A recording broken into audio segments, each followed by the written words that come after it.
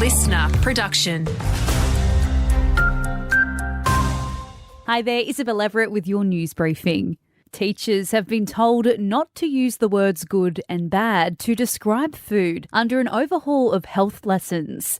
They're getting a shake-up in a bid to prevent eating disorders among young Aussies, with references to BMI, calories and diet to also be dropped.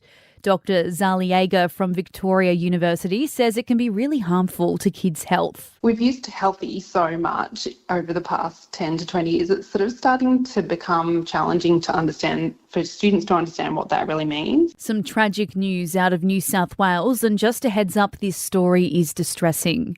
A man and a woman have sadly died after being hit by a freight train at a Sydney railway station. Police Deputy Commissioner Mal Lennion says the matter is under investigation. There's still a lot to work through, but what I can say, it appears that some property of one of the persons became on the railway track.